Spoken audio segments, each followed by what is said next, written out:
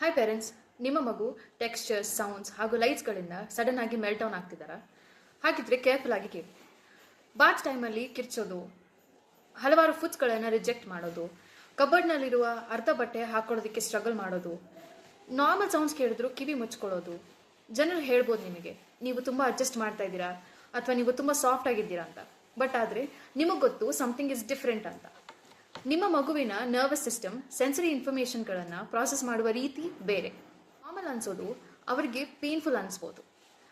20 ಮಕ್ಕಳಲ್ಲಿ ಒಂದು ಮಗು ಇದನ್ನು ಎಕ್ಸ್ಪೀರಿಯನ್ಸ್ ಮಾಡುತ್ತೆ.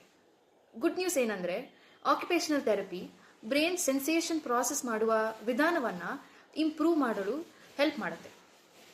ಇವತ್ತಿನಿಂದ ನೀವು ಮನೆಯಲ್ಲಿ ಸ್ಟಾರ್ಟ್ ಮಾಡಬಹುದಾದ ಮಾಡಿಫಿಕೇಶನ್ಸ್ಗಳಿವೆ. ಇದರಿಂದ ಮೆಲ್ಟ್ ಡೌನ್ಸ್ 50% ಕಡಿಮೆ ಆಗ್ಬೋದು. ಬಟ್ಟೆಗಳಿಂದ ಟ್ಯಾಗ್ಸ್ಗಳನ್ನು ರಿಮೂವ್ ಮಾಡಿ.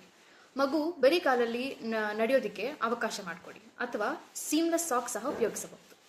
ನೀವು ಕ್ರಂಚಿ ಹಾಗೂ ಚಂಕಿ ಫುಡ್ಸ್ಗಳನ್ನು ಕೊಡಿ. ಡಿಮ್ ಲೈಟ್ ಹಾಗೂ ಸಾಫ್ಟ್ ಟೆಕ್ಸ್ಚರ್ಸಿಂದ ಒಂದು ಕಾಮ್ ಕಾರ್ನರ್ನ ಕ್ರಿಯೇಟ್ ಮಾಡಿ. ಮಗು ಒಂದು ಆ್ಯಕ್ಟಿವಿಟಿಯಿಂದ ಇನ್ನೊಂದು ಆ್ಯಕ್ಟಿವಿಟಿಗೆ ಚೇಂಜ್ ಮಾಡುವಾಗ 5 ನಿಮಿಷ ವಾರ್ನಿಂಗ್ ಟೈಮ್ ಕೊಡಿ.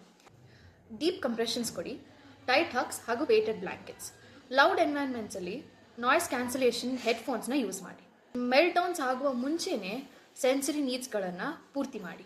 ನೆನಪಿರಲಿ, ಸೆನ್ಸರಿ ಇಶ್ಯೂಸ್ ಯಾವಾಗಲೂ ಆಟಿಸಮ್ ಅಂತ ಅರ್ಥ ಅಲ್ಲ, ಆದರೆ ಎರಡು ಕೋ ಎಕ್ಸಿಸ್ಟ್ ಆಗಬಹುದು. ಮೋಸ್ಟ್ ಇಂಪಾರ್ಟೆಂಟ್ಲಿ, ಇದು ನೀವು ಪೇರೆಂಟ್ ಆಗಿ ಫೇಲ್ ಆಗಿದ್ದೀರಾ ಅಂತ ಅರ್ಥ ಅಲ್ಲ. ನಿಮ್ಮ ಮಗುವಿಗೆ ಡಿಫ್ರೆಂಟ್ ಅಪ್ರೋಚ್ ಬೇಕು ಅಷ್ಟೇ. ನಿಮಗೆ ಹೆಚ್ಚಿನ ಮಾಹಿತಿ ಅಥವಾ ಡಾಕ್ಯುಮೆಂಟ್ ಬೇಕಿದ್ದರೆ ಸೆನ್ಸರಿ ಅಂತ ಕಮೆಂಟ್ ಮಾಡಿ. Thank you.